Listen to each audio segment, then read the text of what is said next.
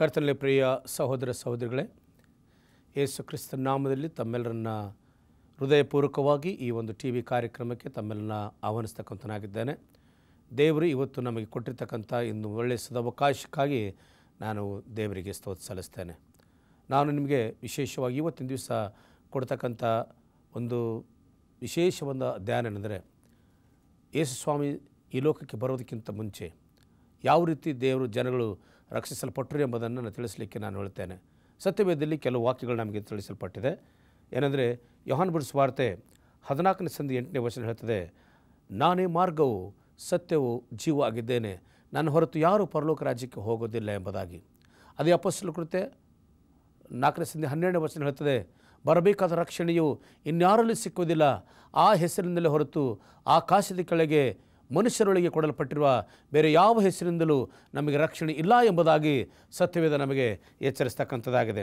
ಅದೇ ರೀತಿ ಯೋಹಾನ ಬರೆದ ಸುವಾರ್ತೆ 1ನೇ ಸಂಧಿ 29ನೇ ವಚನದಲ್ಲಿ, ಅಗೋ ಯಜ್ಞಕ್ಕೆ ದೇವರು ನೇಮಕ ಮಾಡಿದ ಕುರಿ, ಲೋಕದ ಪಾಪವನ್ನು ನಿವಾರಣೆ ಮಾಡ್ತಕ್ಕಂಥ ಕುರಿ ಬರ್ತಾ ಇದೆ ಎಂಬುದಾಗಿ ಸ್ನಾನಿಕನಾದ ಯೋಹಾನನ ಲೋಕಕ್ಕೆ ಪರಿಚಯ ಮಾಡ್ತಾನೆ. ಆದರೆ ಈ 3 ವಚನಗಳನ್ನು ನಾವು ಸ್ವಲ್ಪ ಹೊತ್ತು ಯೋಚನೆ ಮಾಡಿದಾಗ ಈ ಯೇಸು ಕ್ರಿಸ್ತನಿಂದಲೇ ನಮಗೆ ರಕ್ಷಣೆ ಇದೆ ಎಂಬುದನ್ನು ನಾವು ಈ 3 ವಚನಗಳೆಲ್ಲ ನೋಡ್ತಕ್ಕಂಥರಾಗಿದ್ದೇವೆ. ಆದರೆ ಪ್ರಶ್ನೆ ಎಲ್ಲಿ ಬರ್ತಂದರೆ, ಯೇಸು ಕ್ರಿಸ್ತನು ಈ ಲೋಕದಲ್ಲಿ 2000 ವರ್ಷಗಳ ಹಿಂದೆ ಆತನು ಬಂದು ನಮ್ಮೆಲ್ಲ ಪಾಪಗಳಿಗೋಸ್ಕರ ಸತ್ತು ಉಣಲ್ಪಟ್ಟು ತನ್ನ ರಕ್ತವನ್ನು ಸುರಿಸಿ ಯಾರ್ಯಾರು ಆತನ ನಂಬ್ತಾರೋ ಅವರು ರಕ್ಷಿಸಲ್ಪಡ್ತಾರೆ. ವಾಕ್ಯದ ಪ್ರಕಾರ ನೋಡ್ತೇವೆ. ಅಪೊಸ್ತಲರ ಕೃತ್ಯ 4:12ನೇ ವಚನದ ಪ್ರಕಾರ, ಬರಬೇಕಾದ ರಕ್ಷಣೆಯು ಇನ್ಯಾರಲ್ಲಿ ಸಿಕ್ಕುವುದಿಲ್ಲ, ಆ ಹೆಸರಿನಲ್ಲೇ ಹೊರತು ಆಕಾಶದ ಕೆಳಗೆ ಮನುಷ್ಯರೊಳಗೆ ಕೊಡಲ್ಪಟ್ಟಿರುವ ಬೇರೆ ಯಾವ ಹೆಸರಿಂದ ರಕ್ಷಣೆ ಆಗುವುದಿಲ್ಲ ಎಂಬುದಾಗ, ಯೇಸು ಸ್ವಾಮಿ ಈ ಲೋಕಕ್ಕೆ ಬರುವುದಕ್ಕಿಂತ ಮುಂಚೆ ಸಾವಿರಾರು ವರ್ಷಗಳ ಕಾಲದಲ್ಲಿ ಜನಗಳು ಜೀವಿಸ್ತಿರಲ್ಲ, ಅವರ ಒಂದು ಪರಿಸ್ಥಿತಿ ಏನಾಯಿತು, ಅವರು ಯಾವ ರೀತಿ ರಕ್ಷಣೆ ಹೊಂದರು, ಯೇಸು ಕ್ರಿಸ್ತನ ಸಾಯೋದಕ್ಕಿಂತ ಮುಂಚೆ ಅವ್ರು ಯಾವ ರೀತಿ ರಕ್ಷಣೆ ಹೊಂದಿದ್ರು ಎಂಬುದನ್ನು ಸ್ವಲ್ಪ ಹೊತ್ತು ನಿಮಗೆ ನಾನು ವಿವರಿಸಲಿಕ್ಕೆ ಇಷ್ಟಪಡ್ತಕ್ಕಂಥನಾಗಿದ್ದೇನೆ. ಪ್ರಿಯರೇ, ಇವತ್ತಿನ ದಿವಸದಲ್ಲಿ ದೇವರು ಆ ಕ್ರಿಸ್ತನು ಸಾಯೋದಕ್ಕಿಂತ ಮುಂಚೆ ಮೊದಲನೇ ಆದಿಕಾಂಡದಿಂದ ಮಲಾಕಿವರೆಗೆ ಈ ಒಂದು ಹಳೆ ಒಡಂಬಡಿಕೆಯಲ್ಲಿ ಯಾವ ರೀತಿ ಜನರು ದೇವರನ್ನು ಆರಾಧಿಸ್ತಾ ಇದ್ದರು ಮೊಟ್ಟ ಮೊದಲನೇದಾಗಿ ನೋಡ್ತಕ್ಕಂಥರಾಗಿದ್ದೇವೆ. ಆದಮ ಮತ್ತು ಹವ್ವಳ ತಾವು ತಪ್ಪು ಮಾಡಿದ ಪ್ರಯುಕ್ತವಾಗಿ ದೇವರು ಅವರನ್ನು ಒಂದು ವಿಷಯವನ್ನು ಎಚ್ಚರಿಸಿದನು. ಆದಮ ಮತ್ತು ಹವ್ವಳೆ, ನೀನು ನಿಮ್ಮ ತಪ್ಪಿಗೆ ಪ್ರಾಯಶ್ಚಿತ್ತವಾಗಿ ನಾನು ಈ ಲೋಕಕ್ಕೆ ಬರತಕ್ಕಂಥ ಒಂದು ಗುರುತಿಗಾಗಿ ಒಂದು ಕುರಿಯನ್ನು ನಿಮಗೆ ನೇಮಕ ಮಾಡಿದ್ದೇನೆ. ಆ ಕುರಿಯನ್ನು ತೆಗೆದುಕೊಂಡು ಅದರ ಮೇಲೆ ನಿಮ್ಮ ಪಾಪಗಳನ್ನು ಅರಿಕೆ ಮಾಡಿಕೊಂಡು ಅದನ್ನು ಕತ್ತರಿಸಿ ಅದರ ರಕ್ತವನ್ನು ಸುರಿಸಬೇಕು. ಅಂದರೆ ನಿರಪರಾಧಿಯಾಗಿರ್ತಕ್ಕಂಥ ಆ ಪ್ರಾಣಿ ಸಾವಿನಿಂದ ನೀವು ರಕ್ಷಿಸಲ್ಪಡ್ತೀರಿ. ಯಾಕಂದರೆ ನಿರಪರಾಧಿಯಾಗಿರ್ತಕ್ಕಂಥ ನಾನು, ತಪ್ಪು ಮಾಡದಿರ್ತಕ್ಕಂಥ ನಾನು ಒಂದು ದಿವಸ ನಿಮ್ಮೆಲ್ಲರ ಪಾಪಗಳಿಗೋಸ್ಕರ ನಾನು ಲೋಕಕ್ಕೆ ಬರ್ತೇನೆ ಎಂಬುದಾಗಿ ದೇವರು ಆದಮ ಮತ್ತು ಹವ್ವಳಿಗೆ ಹೇಳಿದರು. ಆ ಒಂದು ಸಲಹೆ ಪ್ರಕಾರ ಆತನ ಮಕ್ಕಳು, ಮೊಮ್ಮಕ್ಕಳು, ಎಲ್ಲ ಸಂತಾನದವರು ಆ ಒಂದು ಕಾರ್ಯವನ್ನು ಮಾಡ್ತಾಯಿದ್ದರು. ಅದೇ ರೀತಿಯಾಗಿ ಮೊದಲನೇ ಬಲಿ ಮಾಡಿರ್ತಕ್ಕಂಥ ಈ ಆದಮನಿಗೆ ಬಿಟ್ಟು ಈ ಲೋಕದಲ್ಲಿ ಇನ್ನೊಬ್ಬ ವ್ಯಕ್ತಿ ನೋಡ್ತೇವೆ, ಅವನು ಹೇಬೇಲನು ಮಾಡಿರ್ತಕ್ಕಂಥ ಇವನ ಒಂದು ಯಜ್ಞದ ನೋಡುವಾಗ ಆ ಒಂದು ಏದೇನ್ ತೋಟದ ಗೇಟಿನ ಹತ್ತಿರ ಕಾಯನ್ ಮತ್ತು ಹೇಬೇಲು ಅವರಿಬ್ಬರು ಬಲಿಯನ್ನು ಅರ್ಪಿಸಿದರೆ ಎಂಬ ನೋಡ್ತೇವೆ. ಆದರೆ ಕಾಯನನು ತಾನು ತಂದಿರತಕ್ಕಂಥ ತರಕಾರಿ, ಹಣ್ಣು ಹಂಪಲುಗಳನ್ನು ಬಲಿಯಾಗಿ ಕೊಟ್ಟನು ಮತ್ತು ಹೇಬೇಲನು ಒಂದು ಕುರಿಯನ್ನು ತೆಗೆದುಕೊಂಡು ಬಂದು ಅದನ್ನು ಬಲಿಯಾಗಿ ಕೊಟ್ಟನು. ಆದರೆ ದೇವರು ಇಷ್ಟಪಟ್ಟಿದ್ದು ಕುರಿಯ ಕಾಣಿಕೆಯನ್ನು. ಅದು ಅಣ್ಣನಿಗೆ ಇಷ್ಟ ಬರಲಿಲ್ಲ, ಅದಕ್ಕೋಸ್ಕರ ತಮ್ಮನನ್ನೇ ಕೊಲೆ ಮಾಡದೆ ಎಂಬುದು ನೋಡ್ತೇವೆ. ಯಾಕೆ ದೇವರು ಕಾಯನ ಕಾಣಿಕೆಯನ್ನು ಸ್ವೀಕಾರ ಮಾಡಿಲ್ಲ ಮತ್ತು ಹೇಬೇಲನ ಕಾಣಿಕೆಯನ್ನು ಸ್ವೀಕಾರ ಮಾಡಿದನೆಂದರೆ, ಕಾರಣ ಏನಂತಂದರೆ, ಕಾಯನು ಮಾಡಿರ್ತಕ್ಕಂಥದ್ದು ಒಂದು ಕಾಣಿಕೆಯಲ್ಲಿ ರಕ್ತ ಇರಲಿಲ್ಲ, ಆದರೆ ಹೇಬೇಲನು ಮಾಡಿರ್ತಕ್ಕಂಥ ಒಂದು ಕಾಣಿಕೆಯಲ್ಲಿ, ಹೋಮದಲ್ಲಿ, ಬಲಿಯಲ್ಲಿ ಅಲ್ಲಿ ರಕ್ತ ಇತ್ತು. ಬೈಬಲ್ ವಾಕ್ಯ ಹೇಳ್ತದೆ, ರಕ್ತದಾರವಿಲ್ಲದೆ ಪಾಪ ಪರಿಹಾರ ಇಲ್ಲ.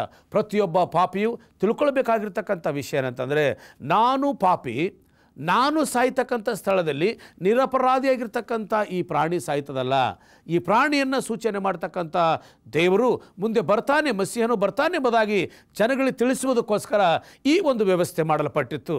ಯಾರ್ಯಾರು ಆ ಒಂದು ಪ್ರಾಣಿಯನ್ನು ತೆಗೆದುಕೊಂಡು ಅದರ ಮೇಲೆ ಕೈಯನ್ನಿಟ್ಟು ಅವರು ಪ್ರಾರ್ಥನೆ ಮಾಡಿ ಅದನ್ನು ಕತ್ತರಿಸ್ತಾರೋ, ಅದರ ರಕ್ತವನ್ನು ಚಿಮುಕಿಸ್ತಾರೋ, ಆ ರಕ್ತವನ್ನು ಸುರಿಸ್ತಾರೋ, ಅದು ನಿಜವಾದ ಬಲಿ ಆರಾಧನೆ ಆಗಿತ್ತು. ಅಂದರೆ ಪ್ರಿಯ ಇವತ್ತು ದಿವಸದಲ್ಲಿ ಈ ಒಂದು ಕಾರ್ಯಕ್ರಮ, ಇಂಥ ಒಂದು ವ್ಯವಸ್ಥೆ ದೇವರು ನಮಗೆ ಮಾಡಿರುವಾಗ ಯಾವ ರೀತಿಯಾಗಿ ಅವರು ಆರಾಧನೆ ಮಾಡ್ತಾಯಿದ್ರು ಮೊದಲನೇದಾಗಿ ನೋಡ್ತಕ್ಕಂಥರಾಗಿದ್ದೇವೆ.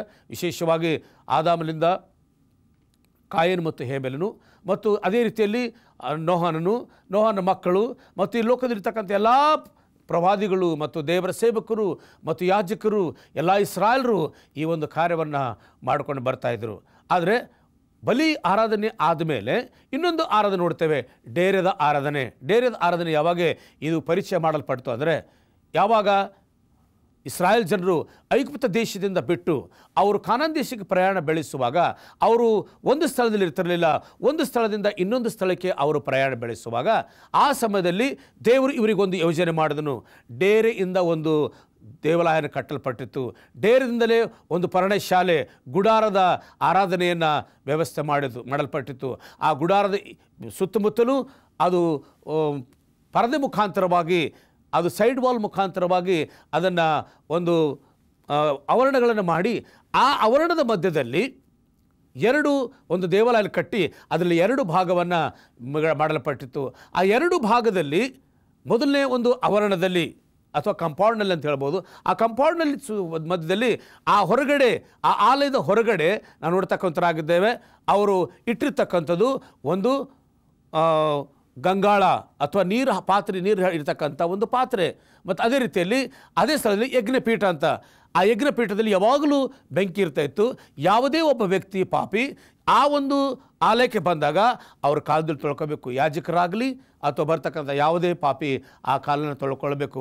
ಆ ಕಾಲನ್ನು ತೊಳ್ಕೊಂಡು ಯಾವ ವ್ಯಕ್ತಿ ಪಾಪ ಮಾಡಿರ್ತಾನೋ ಆ ವ್ಯಕ್ತಿ ಅವನು ಬಂದು ಒಂದು ಕುರಿಯನ್ನು, ಆ ಕಾಲದಲ್ಲಿ ಈ ಒಂದು ಇಸ್ರಾಯೇಲ್ ಜನಗಳಲ್ಲಿ 4 ಗುಂಪಿನ ಜನ ಮಾಡಿದ್ದರು. 4 ಗುಂಪಿನಿಂದ ಅವರು ಆರಾಧನೆಯನ್ನು ಮಾಡ್ತಕ್ಕಂಥರಾಗಿದ್ದರು. ಆ 4 ಗುಂಪಿನ ಆರಾಧನೆಯಲ್ಲಿ ಮೊದಲನೇದಾಗಿ ರಾಜ್ಯರು, ಮತ್ತು ಎರಡನೇದಾಗಿ ಮತ್ತು ಯಾಜಕರು, ಮತ್ತು ಅಧಿಕಾರಿಗಳು, ಮತ್ತು ಸಮಾಜದ ಎಲ್ಲ ವ್ಯಕ್ತಿಗಳು, ಈ ರೀತಿಯಾಗಿ 4 ಜನಗಳ ಒಂದು ಗುಂಪನ್ನು ಮಾಡಿ ಅವರವರಿಗೆ ಅನುಕೂಲವಾಗಿರ್ತಕ್ಕಂಥ ಒಂದು ಆರಾಧನೆಯನ್ನು ಮಾಡ್ತಾರೆ. ಈ ಒಂದು ಆರಾಧನೆ ಇದು ಖಚಿತವಾಗಿ ಬರೀ ಕುರಿನೇ ಅಂತಲ್ಲ, ಯಾವುದು ಪ್ರಾಣಿಯ ತರಬಹುದು. ಒಬ್ಬ ಬಡವರಾಗಿದ್ದಾಗ ಒಂದು ಪಾರಿವಾಳನ ತಂದು ಸಮರ್ಪಣೆ ಮಾಡ್ಬೋದಾಗಿತ್ತು. ಸೊ ಅದಕ್ಕೆ ಅನುಕೂಲವಾಗಿ ಅವರವರ ಅನುಕೂಲಕ್ಕಾಗಿ ದೇವರು ಇದನ್ನು ಆಡು ತರಬಹುದು, ಅಥವಾ ಕುರಿ ತರಬಹುದು, ಅಥವಾ ಒಂದು ಪಾರಿವಾಳ ತರಬಹುದು. ಈ ರೀತಿಯಾಗಿ ರಕ್ತ ಸುರಿಸಿ ಅವರು ದೇವರಿಗೆ ಧ್ಯಾನ ಮಾಡ್ತಕ್ಕಂಥರಾಗಿದ್ದರು. ಅಂದರೆ ಪ್ರೇರೆ, ಆ ಸಮಯದಲ್ಲಿ ಈ ಪಾಪಿ ಆಗಿರ್ತಕ್ಕಂಥ ವ್ಯಕ್ತಿ ಅವನು ಮಾಡ್ತಕ್ಕಂಥ ಕೆಲಸ ಏನಂತಂದರೆ, ಅವನು ಒಂದು ಪ್ರಾಣಿಯನ್ನು ತೆಗೆದುಕೊಂಡು ಬಂದು ಆ ಪ್ರಾಣಿಯನ್ನು ಅದರ ತಲೆ ಮೇಲೆ ಕೈ ಇಟ್ಟು ಅವನೆಲ್ಲ ಮಾಡಿರತಕ್ಕಂಥ ಎಲ್ಲ ತಪ್ಪನ್ನು ಅರಿಕೆ ಮಾಡಬೇಕು. ಸ್ವಾಮಿ, ನಾನಿಂಥ ತಪ್ಪು ಮಾಡಿದ್ದೇನೆ, ಅದಕ್ಕೋಸ್ಕರ ನನ್ನ ಪಾಪಗಳನ್ನು ಕ್ಷಮಿಸು. ನಾನು ಮಾಡಿರ್ತಕ್ಕಂಥ ತಪ್ಪನ್ನು ಸಾಂಕೇತಿಕವಾಗಿ ಈ ನನ್ನ ಪಾಪವನ್ನು ಈ ಒಂದು ಕುರಿ ಮೇಲೆ ಹಾಕ್ತಾ ಇದ್ದೇನೆ.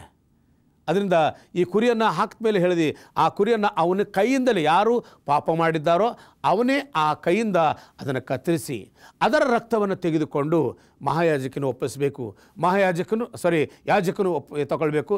ಆ ಯಾಜಕರು ತಗೊಂಡು ಆ ಯಾಜಕನೇನಂತಂದರೆ ಆ ರಕ್ತವನ್ನು ದೇವಾಲಯದ ಮೊದಲನೇ ಭಾಗವಾಗಿರ್ತಕ್ಕಂಥ ಪರಿಶುದ್ಧ ಸ್ಥಳದಲ್ಲಿ ಅದನ್ನು ಒಯ್ದು ಆ ಒಂದು ಪರಿಶುದ್ಧ ಸ್ಥಳದಲ್ಲಿರ್ತಕ್ಕಂಥ ಸಾಮಗ್ರಿಗಳ ಮೇಲೆ ಅದನ್ನು ಚಿಮುಕಿಸಬೇಕಾಗಿತ್ತು. ಪರಿಶುದ್ಧ ಸ್ಥಳದಲ್ಲಿರ್ತಕ್ಕಂಥ ಸಾಮಗ್ರಿಗಳು ಯಾವ್ಯಾವ ಅಂತಂದರೆ, ಪರಿಶುದ್ಧ ಸ್ಥಳದಲ್ಲಿರ್ತಕ್ಕಂಥ ಸಾಮಗ್ರಿಗಳು ಅಲ್ಲಿ ಮೊದಲು ಯಾಜಕನು ಪ್ರವೇಶ ಆದ ತಕ್ಷಣ ಅವನ ಎಡಭಾಗ ಕಡೆ ಅವನಿಗೆ 7 ದೀಪಸ್ತಂಭಗಳು, ಅಂದರೆ ಬಂಗಾರದಿಂದ ಮಾಡಿರ್ತಕ್ಕಂಥ ದೀಪಸ್ತಂಭ, 7 ದೀಪಸ್ತಂಭಗಳು. ಬಲಗಡೆ ನೋಡುವಾಗ ಅವನು ಈ ಒಂದು ಮೇಜು, ರೊಟ್ಟಿ ಇಡ್ತಕ್ಕಂಥ ಮೇಜು, 12 ರೊಟ್ಟಿ ಇಡ್ತಕ್ಕಂಥ ಮೇಜು. 12 ರೊಟ್ಟಿ ಇದನ್ನು ಏನು ಸೂಚನೆ ಆಗುತ್ತಂದರೆ, ಇಸ್ರಾಯೇಲರ 12 ಕುಲದ ಜನಗಳಿಗೋಸ್ಕರ ಅದನ್ನು ಸೂಚನೆ ಆಗ್ತಕ್ಕಂಥ ಆ ಮೇಜು, ರೊಟ್ಟಿ ಇಡ್ತಕ್ಕಂಥ ಮೇಜು, ಹುಳಿ ಇಲ್ಲದ ರೊಟ್ಟಿ ಇಡ್ತಕ್ಕಂಥ ಆ ಮೇಜು. ಮತ್ತು ಆ ಪರದೆಗೆ ಎದುರುಗಡೆ ಮುಖ್ಯವಾಗಿ ಅದನ್ನು ಧೂಪ ಹಾಕ್ತಕ್ಕಂಥ ಒಂದು ಮೇಜು ಅಲ್ಲಿ ಇಡಲ್ಪಟ್ಟಿತ್ತು. ಅಲ್ಲಿ ಪ್ರತಿದಿನ ಅವನು ಹೋಗಿ ಆ ರಕ್ತವನ್ನು ತೆಗೆದುಕೊಂಡು ಅದರ ಮೇಲೆ ಚಿಮುಕಿಸಿ ಅವನು ವಾಪಸ್ ಬಂದು ಆರಾಧನೆ ಮಾಡ್ತಾ ಇದ್ದನು. ಆದರೆ ಇನ್ನೊಂದು ಭಾಗ ಏನಿತ್ತು, ಪರಿಶುದ್ಧ ಸ್ಥಳಕ್ಕೆ ಬಿಟ್ಟು ಇನ್ನೊಂದು ಒಳಗಡೆ ಇರತಕ್ಕಂಥ ಆ ಮಹಾಪರಿಶುದ್ಧ ಸ್ಥಳದಲ್ಲಿ ಅವನು ಹೋಗ್ತಿರಲಿಲ್ಲ. ಯಾಕಂದರೆ ಆ ಮಹಾಪರಿಶುದ್ಧ ಸ್ಥಳಕ್ಕೆ ಹೋಗ್ತಕ್ಕಂಥದ್ದು ವರ್ಷಕ್ಕೆ ಒಂದೇ ಒಂದು ಸಲ. ಅದಕ್ಕೆ ಮಹಾದೋಷ ಪರಿಹಾರಕ ದಿನ ಅಂತ ಆ ಹಬ್ಬವನ್ನು ಆಚರಣೆ ಮಾಡ್ತಾಯಿದ್ದರು. ಪ್ರಿಯ ಸಹೋದರ ಸಹೋದರಿಯರೇ, ನಿಮ್ಮೆಲ್ಲರಿಗೆ ಎಚ್ಚಲಿಕ್ಕೆ ಇಷ್ಟಪಡ್ತೇನೆ.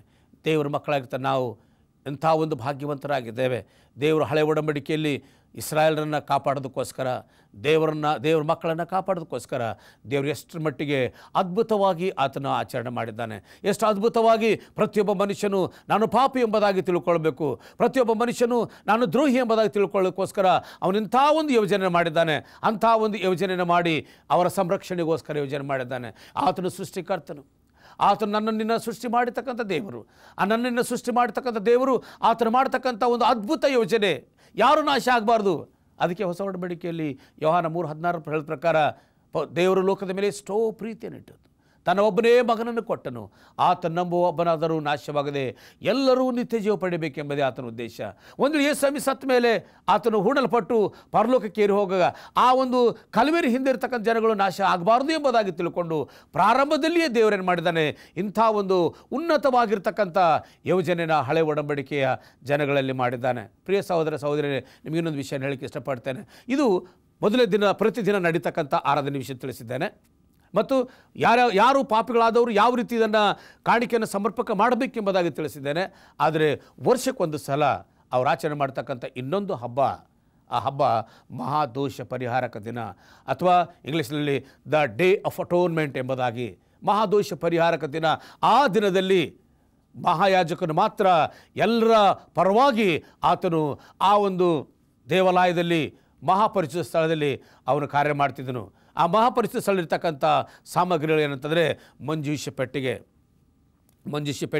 ಆ ಮಂಜೂಷ ಪೆಟ್ಟಿಗೆಯಲ್ಲಿ ಆರೋನನ ಕೋಲು, ಪರಲೋಕದಿಂದ ಕೊಟ್ಟಿರ್ತಕ್ಕಂಥ ಆ ಮನ್ನ ಒಂದು ಬಂಗಾರದ ಬಟ್ಟಲಲ್ಲಿ ಹಾಕಿರ್ತಕ್ಕಂಥ ಮನ್ನ, ಮತ್ತು ಆರೋನನ ಕೋಲು, ಮತ್ತು ದೇವರು ಕೊಟ್ಟಿರ್ತಕ್ಕಂಥ 10 ಆಜ್ಞೆಗಳು ಆ ಒಂದು ಮಂಜೂಷ ಪೆಟ್ಟಿಯಲ್ಲಿ ಇರ್ತಾ ಇತ್ತು ಎಂಬುದನ್ನು ನೋಡ್ತೇವೆ.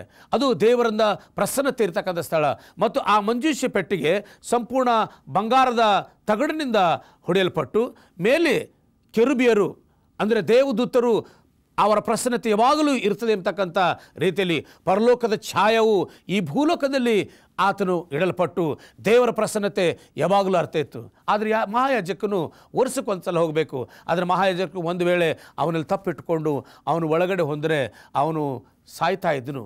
ಅದಕ್ಕೋಸ್ಕರ ಹೋಗೋದಕ್ಕಿಂತ ಮುಂಚೆನೇ ಅವನಿಗೆ ಕಾಲಿಗೆ ಮತ್ತು ಸೊಂಟಕ್ಕೆ ಹಗ್ಗವನ್ನು ಕಟ್ಟಿ ಕಳಿಸ್ತಾ ಇದ್ದರು. ಒಂದು ವೇಳೆ ಸತ್ತರೆ ಅವನ ಹೆಣ್ಣವನ್ನು ಹಗ್ಗದಿಂದ ಎಳ್ತಕ್ಕಂದ್ರೆ ಯಾರು ಹೋಗ್ಲಿಕ್ಕೆ ಆಗ್ತಿರಲಿಲ್ಲ. ಅದಕ್ಕೋಸ್ಕರ ಅವರು ಹಗ್ಗದಿಂದ ಎಳೆದು ಅವನನ್ನು ಮತ್ತೆ ಅವರ ಕುಟುಂಬದಲ್ಲಿ ಲೇವಿಯ ಕುಲದಿಂದ ಮಹಾಯಾಜಕರನ್ನು ಆರಿಸಿ ಅವರ ಪಾಪ ವಿಮೋಚನೆ ಮಾಡ್ತಿದ್ರು. ಅದಕ್ಕೆ ಪ್ರತಿದಿನ ನಡೀತಕ್ಕಂಥ ಆ ಪರಿಶುದ್ಧ ಸ್ಥಳದಲ್ಲಿ ಯಾರ್ಯಾರು ಪಾಪಗಳು ಅವರು ಅರಿಕೆ ಮಾಡಿ ಅವರು ಆ ಒಂದು ಸ್ಥಳದಲ್ಲಿ ಬಂದು ತಮ್ಮ ಪಾಪದ ಅರಿಕೆಗಾಗಿ ಬಲಿಯನ್ನು ಕೊಟ್ಟಿದ್ದಾರೋ ಪ್ರತಿಯೊಬ್ಬ ಇಸ್ರಾಯೇಲನು, ಪ್ರತಿಯೊಬ್ಬ ಯಹೂದಿ ಆಗಿರ್ತಕ್ಕಂಥವನು ಪ್ರತಿ ವರ್ಷ ತಪ್ಪಲ್ಲದೆ ಆ ಒಂದು ಮಹಾದೋಷ ಪರಿಹಾರ ದಿನಕ್ಕೆ ಬರಬೇಕು. ಯಾರು ತಪ್ಪಿಸ್ಕೊಳ್ಬಾರ್ದು, ಯಾರು ತಪ್ಪಿಸ್ಕೊಳ್ತಕ್ಕಂಥ ಅವಶ್ಯಕತೆ ಇಲ್ಲ. ಅವ್ರು ಬಂದು ಅವ್ರ ಪಾಪ ವಿಮೋಚನೆಯನ್ನು ಮಾಡ್ಕೊಳ್ತೇವೆ. ಒಂದು ವೇಳೆ ಅವನು ಬರ್ತಿರಲಿಲ್ಲ ಅಂದರೆ ಅವರನ್ನು ಸಮಾಜದಿಂದ ತೆಗೆದು ಹಾಕ್ತಾಯಿದ್ರು. ಯಾಕಂದರೆ ವರ್ಷಕ್ಕೊಂದು ಸಲ ಅಂಥ ಒಂದು ಪವಿತ್ರವಾಗಿರ್ತಕ್ಕಂಥ ಆರಾಧನೆಯಲ್ಲಿ ಅವರು ಬರಲೇಬೇಕೆಂಬುದಾಗಿ ಬರ್ತಕ್ಕಂಥ ಆರಾಧನೆಯಲ್ಲಿ ಅವರು ಕರೆದು ಇಂಥ ಒಂದು ಸಂಸ್ಕಾರ ಮಾಡ್ತಾಯಿದ್ರು. ಪ್ರಿಯರೇ, ಈ ಒಂದು ಮಹಾಪರಿಶುದ್ಧ ದಿನದಲ್ಲಿ ಅವರು ಮಾಡ್ತಕ್ಕಂಥ ಸಂಸ್ಕಾರ ಅಂತಂದರೆ ಅವರು ಒಂದು 2 ಆಡುಗಳನ್ನು ತೆಗೆದುಕೊಂಡು 2 ಆಡುಗಳನ್ನು ತೆಗೆದು ಅದರ ಎರಡರ ಮೇಲೆ ಚೀಟಿ ಹಾಕ್ತಾಯಿದ್ರು. ಚೀಟಿ ಹಾಕಿದಾಗ ಯಾವಾಗ ಒಂದು ಸೈತಾನನ ಹೆಸರ ಮೇಲೆ, ಇನ್ನೊಂದು ದೇವರ ಹೆಸರ ಮೇಲೆ 2 ಆಡುಗಳನ್ನು ನಿಲ್ಲಿಸಿ, ಒಂದು ಆಡು ಯಾವುದು ಚೀಟಿ ಯಾರ ಮೇಲೆ ಸೈತಾನನ ಹೆಸರ ಮೇಲೆ ಬರ್ತದೋ ಅದನ್ನು ಹಿಡಿದು ಇಟ್ಕೊಳ್ತಾ ಇದ್ದರು. ಅದೇ ರೀತಿ ದೇವರ ಹೆಸರ ಮೇಲೆ ಬಂದಿರತಕ್ಕಂಥ ಇನ್ನೊಂದು ಆಡನ್ನು ಅದನ್ನು ಕತ್ತರಿಸಿ ಮಹಾಯಾಜಕನು ಅದರ ರಕ್ತವನ್ನು ತೆಗೆದುಕೊಂಡು ಅವನು ಮಹಾಪರಿಶುದ್ಧ ಸ್ಥಳಕ್ಕೆ ಹೋಗ್ತಾ ಇದ್ದನು. ಮಹಾಪರಿಶುದ್ಧ ಸ್ಥಳಕ್ಕೆ ಹೋಗಿ ಅದನ್ನು ಆ ಮಂಜೂಷ ಪೆಟ್ಟಿಗೆ ಮೇಲೆ ಆ ರಕ್ತವನ್ನು ಚಿಮುಕಿಸ್ತಾ ಇದ್ದನು. ಆ ರಕ್ತವನ್ನು ಚಿಮುಕಿಸಿ ಅಲ್ಲಿ ಮಾತ್ರವಲ್ಲ, ಪರಿಶುದ್ಧ ಸ್ಥಳದಲ್ಲಿ ಬಂದು ಪರಿಶುದ್ಧ ಸ್ಥಳತಕ್ಕಂಥ ಎಲ್ಲ ಸಾಮಗ್ರಿ ಮೇಲೆ, ದೀಪಸ್ತಂಭಗಳ ಮೇಲಾಗಲಿ ಮತ್ತು ಮಂಜೂಷ ಧೂಪ ಹಾಕ್ತಕ್ಕಂಥ ಪೆಟ್ಟಿಗೆ ಮೇಲಾಗಲಿ ಅಥವಾ ಟೇಬಲ್ ಮೇಲಾಗಲಿ ಅದನ್ನು ಹಚ್ಚಿ ಪುನಃ ಹೊರಗಡೆ ಇರತಕ್ಕಂಥ 2 ಸಾಮಗ್ರಿಗಳು ಯಜ್ಞಪೀಠ ಮತ್ತು ಗಂಗಾಳ 2 ಮೇಲೆ ಅದನ್ನು ಚಿಮುಕಿಸಿ, ಅದೆಲ್ಲ ಆದಮೇಲೆ ಉಳಿದಿರ್ತಕ್ಕಂಥ ಈ ಒಂದು ಸೈತಾನನಿಗೆ ಹೆಸರು ಮೇಲೆ ಬಂದಿರತಕ್ಕಂಥ ಆ ಒಂದು ಆಡನ್ನು ತರಿಸಿ ಮಹಾಯಾಜಕನು ತನ್ನ ಕೈಗಳನ್ನು ಆ ಆಡಿನ ಮೇಲೆ ಇಟ್ಟು ಈ ಲೋಕದ ಎಲ್ಲ ಜನರ ಪಾಪವನ್ನು ಅದರ ಮೇಲೆ ಹಾಕ್ತಾಯಿದ್ರು. ಪ್ರತಿ ವರ್ಷ ಪ್ರತಿದಿನ ಮಾಡಿರ್ತಕ್ಕಂಥ ಈ ಒಂದು ಪಾಪದ ಎಲ್ಲ ಸೇಕರಿಸಿರ್ತಕ್ಕಂಥ ಈ ಪಾಪಗಳು ಮತ್ತು ಮಹಾದೋಷಿ ದಿನದಲ್ಲಿ ಮಾಡಿರ್ತಕ್ಕಂಥ ಈ ಎಲ್ಲ ತಪ್ಪುಗಳನ್ನು, ಸರ್ವಜನದ ಎಲ್ಲ ಇಸ್ರಾಯೇಲರು ಮತ್ತು ಯೆಹೂದ್ಯರ ಎಲ್ಲ ತಪ್ಪುಗಳನ್ನು, ದೇವರ ಮಕ್ಕಳ ಎಲ್ಲ ತಪ್ಪುಗಳನ್ನು ತಾನು ಮಹಾಯಾಜಕನಾಗಿರ್ತಕ್ಕಂಥ ತಾನು ಅದನ್ನು ತನ್ನ ಮೇಲೆ ಹಾಕ್ಕೊಂಡು ತಾನೇನು ಮಾಡ್ತಾ ಇದ್ದನು, ಈ ಒಂದು ಆಡಿನ ಮೇಲೆ ಅಂದರೆ ಸೈತಾನಿಗೆ ಸಂಬಂಧಪಟ್ಟಿರ್ತಕ್ಕಂಥ ಆಡಿನ ಮೇಲೆ ಅವನು ಕೈಯನ್ನಿಟ್ಟು ಎಲ್ಲ ಪಾಪವನ್ನು ಆ ಸೈತಾನ ಮೇಲೆ ಹಾಕ್ತಾ ಇದ್ದನು. ಸಾಂಕೇತಿಕವಾಗಿ ಆ ಸೈತಾನನ ಹೆಸರಿನ ಮೇಲೆ ಬಂದಿರತಕ್ಕಂಥ ಈ ಆಡು ಅಜಾಝೇಲ್ ಎಂತಕ್ಕಂಥ ಈ ಆಡನ್ನು ತೆಗೆದುಕೊಂಡು ಅವರು ಅರಣ್ಯಕ್ಕೆ ತಳ್ಳಿಬಿಡ್ತಾ ಇದ್ದರು. ಅಲ್ಲಿ ಯಾವುದೋ ಒಂದು ಕ್ರೂರವಾದ ಪ್ರಾಣಿ ಅದನ್ನು ತಿನ್ನುವವರೆಗೆ ಅದನ್ನು ನೋಡ್ತಾ ಇರ್ತಿರು. ಅದು ತಿಂದ ಮೇಲೆ ಕಾಯುವಂಥವರು ವಾಪಸ್ ಈ ರೀತಿಯಾಗಿರ್ತಕ್ಕಂಥ ಕಾರ್ಯವನ್ನು ಆ ಸಮಯದಲ್ಲಿ ಮಾಡ್ತಾಯಿದ್ರು. ಅದಕ್ಕೆ ಪ್ರತಿದಿನ ಮಾಡ್ತಕ್ಕಂಥ ಕಾರ್ಯಕ್ರಮ ಮತ್ತು ಬಲಿಪೀಠವನ್ನು ಮಾಡ್ತಕ್ಕಂಥದ್ದು, ಪ್ರತಿದಿನ ಮಾಡ್ತಕ್ಕಂಥ ಆರಾಧನೆ ಮತ್ತು ವರ್ಷಕ್ಕೊಂದು ಸಲ ಮಾಡ್ತಕ್ಕಂಥ ಇಂಥ ಆಹಾರದಿಂದ ಅವರ ಮಾಡಿರ್ತಕ್ಕಂಥ ತಪ್ಪನ್ನು ಅವರು ಅರಿಕೆ ಮಾಡಿ ತಮ್ಮ ಪಾಪ ದೋಷಗಳನ್ನು ಕ್ಷಮಿಸ್ಕೊಳ್ತಾ ಇದ್ದರು. ಯಾರ್ಯಾರು ಈ ಕಾರ್ಯಕ್ರಮದಲ್ಲಿ ಬರ್ತಾರೋ, ಯಾರ್ಯಾರು ಈ ಒಂದು ವ್ಯವಸ್ಥೆಯಲ್ಲಿ ಬರ್ತಾರೋ ಅವರ ಪಾಪಗಳು ಕ್ಷಮಿಸಲ್ಪಡ್ತಾ ಇದ್ದು. ಅದಕ್ಕೆ ಯಾವ ರೀತಿ ಐಗುಪ್ತ ದೇಶದಲ್ಲಿ ಚೊಚ್ಚಲ ಮಕ್ಕಳು ಸಾಯ್ತಕ್ಕಂಥ ಸಮಯದಲ್ಲಿ ಇಸ್ರಾಯೇಲರು ಒಂದೊಂದು ಮನೆಗೆ ಒಂದೊಂದು ಕುರಿಯನ್ನು ತೆಗೆದುಕೊಂಡು ಅದರ ರಕ್ತವನ್ನು ತೆಗೆದುಕೊಂಡು ಯಾವ ರೀತಿ ಅವರು ತಮ್ಮ ಬಾಗಿಲಿಗೆ ಹಚ್ಚಿ ರಕ್ಷಿಸಲ್ಪಟ್ಟರು, ಅದೇ ರೀತಿ ಈ ಸಂಸ್ಕಾರದಲ್ಲಿ ಸಹ ಪ್ರತಿದಿನದ ಸಂಸ್ಕಾರದಲ್ಲಿ ಮತ್ತು ವರ್ಷಕ್ಕೊಮ್ಮೆ ನಡೀತಕ್ಕಂಥ ಸಂಸ್ಕಾರದಲ್ಲಿ ಇವರು ಭಾಗಿಗಳಾಗಿ ತಮ್ಮ ತಪ್ಪನ್ನು ಅವರು ಅರಿತುಕೊಂಡು ಅವರು ತಮ್ಮ ಪಾಪಗಳನ್ನು ತೊಳ್ಕೊಳ್ತಾ ಇದ್ದರು. ಅದನ್ನ ಪ್ರೇರಣೆ ಒಂದು ದಿವಸ ಹೆಚ್ಚಲಿಕ್ಕೆ ಇಷ್ಟಪಡ್ತೇನೆ. ಹಳೆಯ ಒಡಂಬಡಿಕೆಯಲ್ಲಿ ಈ ಆಗಿರ್ತಕ್ಕಂಥ ಎಲ್ಲ ವಿಷಯಗಳನ್ನು ಪ್ರತಿಯೊಬ್ಬರು ಅದನ್ನು ಗ್ರಹಿಸಿಕೊಂಡಿದ್ದರು. ಈ ವಿಷಯಗಳನ್ನ ದೇವರು ಆದಾಮನಿಗೆ ಹೇಳಿದನು. ಆದಾಮನು ತನ್ನ ಮಕ್ಕಳಿಗೆ ಕಾಯನ್ ಮತ್ತು ಹೇಬೆಲಿಗೆ ಹೇಳಿದನು. ಹೇಬೆಲಿನ ಸಂತಾನದಿಂದ ನೋಹನ ಸಂತಾನದಿಂದ ಮತ್ತು ಅಬ್ರಹಾಮ, ಇಸಾಕ್, ಯಾಕೋಬ, ಅನೇಕ ಪ್ರವಾದಿಗಳು, ತಾವಿದನು, ಮೋಸೆ ಇನ್ನುಳಿತಕ್ಕಂಥ ದೈವ ಎಲ್ಲ ಭಕ್ತರು, ಯೇಸು ಸ್ವಾಮಿ ಈ ಲೋಕಕ್ಕೆ ಬರುವುದಕ್ಕಿಂತ ಮುಂಚಿರ್ತಕ್ಕಂಥ ಎಲ್ಲ ಪ್ರವಾದಿಗಳು, ಎಲ್ಲ ಭಕ್ತರು ದೇವರ ವಾಕ್ಯವನ್ನು ಕೇಳಿದರು. ದೇವರ ವಾಕ್ಯದ ಪ್ರಕಾರ ಅವರು ನಡ್ಕೊಂಡು ಹೋದರು. ದೇವರಿಗೆ ಅವರು ಬೆಲೆ ಕೊಟ್ಟು, ದೇವರ ಮಾತಿಗೆ ಬೆಲೆ ಕೊಟ್ಟು ಅವರು ತಮ್ಮ ಜೀವಿತ ತಮ್ಮ ಪಾಪಗಳನ್ನು ಕ್ಷಮಿಸಲ್ಪಡಲ್ಪಟ್ಟಿದೆ. ಅಂದ ಪ್ರಿಯ ನಿಮ್ಗೆ ಎಚ್ಚರಿಕೆ ಇಷ್ಟಪಡ್ತೇನೆ. ಇವತ್ತಿನ ನಾನು ನೀನು ಇವತ್ತು ಜೀವಿಸ್ತಕ್ಕಂಥ ಪ್ರತಿಯೊಬ್ಬ ಮನುಷ್ಯನು ನಾವು ಮಾಡಬೇಕಾದ ಕಾರ್ಯ. ಇವತ್ತು ನಾವು ಕುರಿ ಕೊಯ್ತಕ್ಕಂಥ ಅವಶ್ಯಕತೆ ಇಲ್ಲ. ಹಳೆ ಒಡಂಬಡಿಕೆಯಲ್ಲಿ ಕುರಿ ಕೊಯ್ತಾ ಇದ್ದರು, ಈಗ ಕುರಿ ಕೊಯ್ಯೋ ಅವಶ್ಯಕತೆ ಇಲ್ಲ. ಅದಕ್ಕೆ ಬೈಬಲ್ ವಾಕ್ಯ ಹೇಳ್ತದೆ, ಯಾವನಾದರೂ ಯೇಸು ಕ್ರಿಸ್ತನರ ಬಂದರೆ ಅವನ ಪಾಪಗಳು ಕ್ಷಮಿಸಲ್ಪಡ್ತವೆ ಎಂಬುದಾಗಿ. ಯೇಸು ಕ್ರಿಸ್ತನ ಹತ್ತಿರ ಬರ್ತಕ್ಕಂಥ ಪ್ರತಿಯೊಬ್ಬ ಮನುಷ್ಯನು ಅವನ ಜೀವನದಲ್ಲಿ ಆಗ್ತಕ್ಕಂಥ ಒಂದು ಅದ್ಭುತ ಏನಂದರೆ ತನ್ನನ್ನು ತಾನು ದೇವರಿಗೆ ಸಮರ್ಪಕ ಮಾಡಬೇಕು. ತನ್ನನ್ನು ತಾನು ತಮ್ಮ ಪಾಪಗಳನ್ನು ದೇವರ ಮುಂದೆ ಅರಿಕೆ ಮಾಡಬೇಕು. ನಮ್ಮ ಎಲ್ಲ ತಪ್ಪುಗಳನ್ನು ಯೇಸು ಕ್ರಿಸ್ತನು ತನ್ನ ಮೇಲೆ ಹಾಕ್ಕೊಳ್ಳಿಕ್ಕೆ ಆತನು ಸಿದ್ಧನಾಗಿದ್ದಾನೆ. ನಮ್ಮ ಹಿರಿಯ ಅಣ್ಣನಾಗಿರ್ತಕ್ಕಂಥ ಯೇಸು ಸ್ವಾಮಿ, ಹಿರಿಯ ಅಣ್ಣನಾಗಿರ್ತಕ್ಕಂಥ ಮಹಾಯಾಜಕನು, ನನ್ನ ಮತ್ತು ನಿನ್ನ ಪಾಪಗಳಿಗೋಸ್ಕರ ಹಗಲು ರಾತ್ರಿ ಯೋಚನೆ ಮಾಡ್ತಕ್ಕಂಥ ಆ ಮಹಾಯಾಜಕನು ನಮಗೋಸ್ಕರ ಆತನ ಸಿದ್ಧನಾಗಿದ್ದಾನೆ.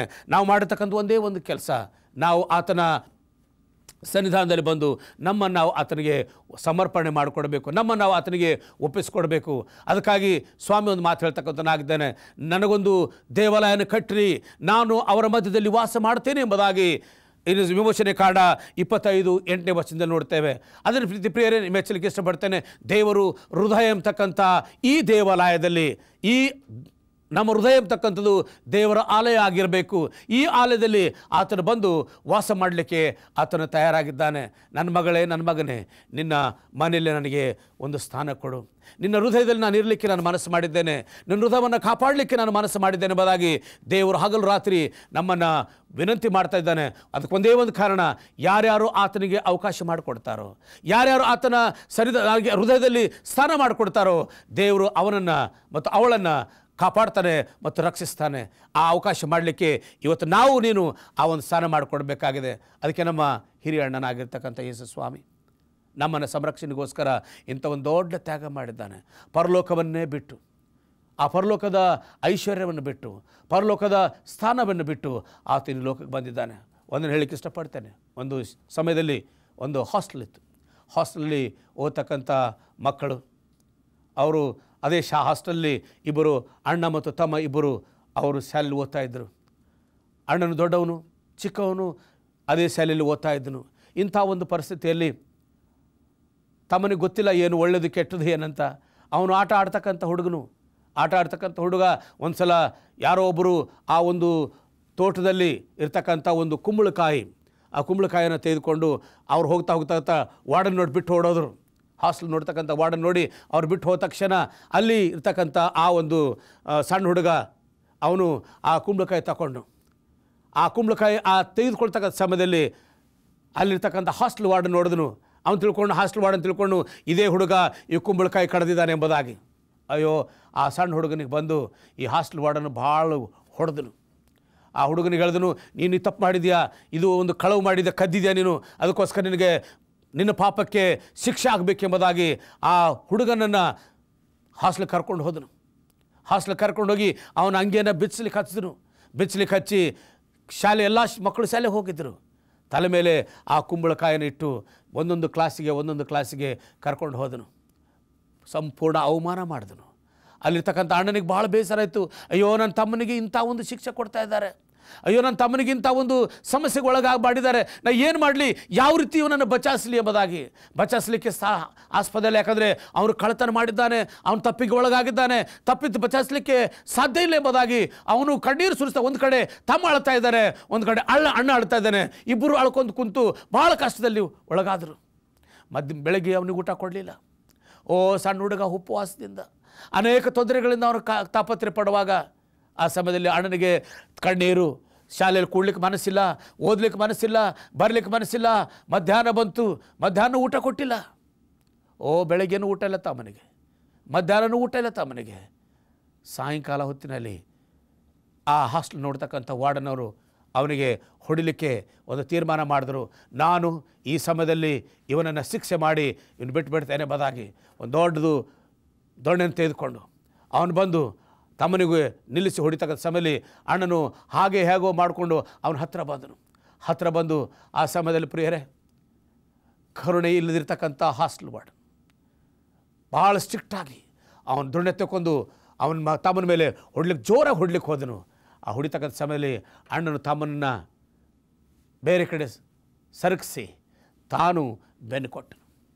ತಮ್ಮನಿಗೆ ಬೀಳ್ತಕ್ಕಂಥ ಆ ಒಂದು ದೊಣ್ಣೆ ಅಣ್ಣನು ತಾನು ಹೊತ್ಕೊಂಡನು. ಮೈಯೆಲ್ಲ ರಕ್ತ ಸುರಾಯಿತು, ರಕ್ತದ ಹನಿ ಸುರಾಯಿತು. ಅಣ್ಣನ ಯೋಚನೆ ಮಾಡಿದನು, ಒಂದು ವೇಳೆ ಈ ಒಂದು ಪೆಟ್ಟು ನನ್ನ ತಮ್ಮನಿಗೆ ಬಿದ್ದರೆ ನನ್ನ ತಮ್ಮ ಸಾಯ್ತಿದ್ನಲ್ಲ ಎಂಬುದಾಗಿ ಅವನು ಅಳ್ಳಿಕ್ಕೆ ಶುರು ಮಾಡೋನು. ಪೆಟ್ಟು ತಿಂದದಕ್ಕೋಸ್ಕರ ಹತ್ತಿಲ್ಲ ಅವನು, ಆದರೆ ನನ್ನ ತಮ್ಮನಿಗೆ ಇಂಥ ಒಂದು ನೋವಾಗ್ತಿತ್ತಲ್ಲ ಎಂಬುದಾಗಿ ಇರೋದು.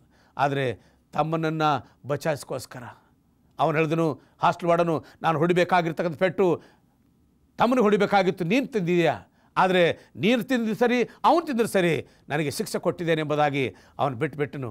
ಅದಕ್ಕೋಸ್ಕರ ತಮ್ಮನ ತಪ್ಪನ್ನು ಅಣ್ಣನು ತನ್ನ ಮೇಲೆ ಆತನ ಹಾಕ್ಕೊಂಡು ತಮ್ಮನನ್ನು ವಿಮುಕ್ತಿ ಮಾಡಿದನು. ಅದಕ್ಕಾಗಿ ಪ್ರೇರಿ ಇವತ್ತು ದಿವಸ ಆಚರಿಸ್ತೇನೆ, ಯೇಸು ಕ್ರಿಸ್ತನು ನಮ್ಮ ಆತ್ಮೀಯ ಅಣ್ಣನಾಗಿರ್ತಕ್ಕಂಥ ನಮ್ಮನ್ನು ಪ್ರತಿಯೊಬ್ಬ ಮನುಷ್ಯನಿಗೆ ಆತನು ರಕ್ಷಣೆ ಮಾಡಲಿಕ್ಕೆ ತಯಾರಾಗಿದ್ದಾನೆ. ಪ್ರತಿಯೊಬ್ಬ ಮನುಷ್ಯನಿಗೆ ಆತನು ತನ್ನ ಕರುಣೆಯನ್ನು ತೋರಿಸ್ಲಿಕ್ಕೆ ತಯಾರಾಗಿದ್ದಾನೆ. ಅಂಥ ಒಂದು ಕರುಣೆಯನ್ನು ನಾನು ನೀನು ಹೊಂದ್ಕೊಳ್ಳಿಕ್ಕೆ ತಯಾರಾಗಿದ್ದೇವೆ. ಅದಕ್ಕೊಂದೇ ಒಂದು ಆಸ್ಪದ. ಸ್ವಾಮಿ ಒಂದು ಮಾತು ಹೇಳಿದ್ದಾನೆ, ನಿಮ್ಮ ಹೃದಯದಲ್ಲಿ ನನಗೆ ಸ್ಥಾನ ಕೊಡಿರಿ ಎಂಬುದಾಗಿ. ನಾನು ನೀನು ಇವತ್ತಿನ ದಿವಸದಲ್ಲಿ ನಾವು ಆತನಿಗೆ ಸ್ಥಾನ ಕೊಡಬೇಕಾಗಿದೆ. ಯಾವಾಗ ನಾವು ಸ್ಥಾನ ಕೊಟ್ಟಿವೋ ದೇವರು ನಮ್ಮ ಹೃದಯದಲ್ಲಿ ಬರುವವನಾಗಿದ್ದಾನೆ. ಆ ದೇವರು ನಮ್ಮ ಹೃದಯದಲ್ಲಿ ಬರಲಿ ಎಂಬುದೇ ನಮ್ಮ ಪ್ರಾರ್ಥನೆ ಆಗಿದೆ. ಪ್ರಾರ್ಥನೆ ಮಾಡಿಕೊಳ್ಳೋಣ. ನಮ್ಮನ್ನು ಬಹಳವಾಗಿ ಪ್ರೀತಿ ಮಾಡಿದ ಪರಲೋಕ ತಂದೆಯ ದೇವರೇ, ನಿನ್ನ ನಾಮಕ್ಕೆ ಸ್ತೋತ್ರವಾಗಲಿ. ದೇವ, ನೀನು ಸಾಯೋದಕ್ಕಿಂತ ಮುಂಚೆ ಅನೇಕ ಜನರು ಯಾವ ರೀತಿ ರಕ್ಷಿಸಲ್ಪಟ್ಟರು ಎಂಬುದಾಗಿ ನೀನು ತಿಳಿಯಪಡಿಸಿದ್ದಿ. ಅದಕ್ಕಾಗಿ ನಿನ್ನ ಕೋಟ್ಯಾಂತರ ಸ್ತೋತ್ರ ಸಲ್ಲಿಸ್ತೇವೆ. ಲೋಕವನ್ನು ಪ್ರೀತಿ ಮಾಡಿದ ಸ್ವಾಮಿ, ಆದಾಮನಿಂದ ಹಿಡ್ಕೊಂಡು ನೀನು ಬರುವವರೆಗೆ ಯಾವ ರೀತಿ ಜನಗಳನ್ನು ಸಂರಕ್ಷಣೆ ಮಾಡಬೇಕು, ನೀನು ಮಾಡಿದ ಈ ಒಂದು ರಕ್ಷಣೆ ಯೋಜನೆಗಾಗಿ ನಿನಗೆ ಸ್ತೋತ್ರ ಸಲ್ಲಿಸ್ತೇವೆ. ನಮ್ಮನ್ನು ಆ ಒಂದು ಮಾರ್ಗದಲ್ಲಿಟ್ಟಿದ್ದಿ, ರಕ್ಷಣೆ ಮಾರ್ಗದಲ್ಲಿಟ್ಟಿದ್ದಿ. ಅದಕ್ಕಾಗಿ ನಿನಗೆ ಸ್ತೋತ್ರ. ಈ ವಾಕ್ಯವನ್ನು ಕೇಳಿರ್ತಕ್ಕಂಥ ಪ್ರತಿಯೊಬ್ಬ ನಿನ್ನ ಮಕ್ಕಳು ಸ್ವಾಮಿ, ಈ ರಕ್ಷಣೆ ಯೋಜನೆಯಲ್ಲಿ ಬಂದು ತಮ್ಮನ್ನು ತಾವು ನಿನಗೆ ತಮ್ಮ ಜೀವಿತನ ಸಮರ್ಪಕ ಮಾಡಿ ನಿನಗೆ ಮಕ್ಕಳಾಗಿ ಜೀವಿಸ್ತಕ್ಕಂಥ ಭಾಗ್ಯತೆ ಕೊಟ್ಟು ದಯಪಾಲಿಸು. ಇವರ ಕಣ್ಣೀರನ್ನು ಒರೆಸು ಸ್ವಾಮಿ. ಅವರಿಗೆ ದುಃಖವನ್ನು ದೂರ ಮಾಡು, ಪಾಪವನ್ನು ತೊಳೆದು ನಿನ್ನ ಪರಲೋಕದ ಆಸೆ ನಡೆಸಿ ನೀನು ಮಹಿಮೆ ಹೊಂದಬೇಕಾಗಿ ನಮ್ಮ ಪ್ರಿಯ ಗುರುವಾದ ಯೇಸು ಕ್ರಿಸ್ತನ ದಿವ್ಯನ ಬೇಡ್ತೇವೆ ಸ್ವಾಮಿ. ಆಮೇನ್.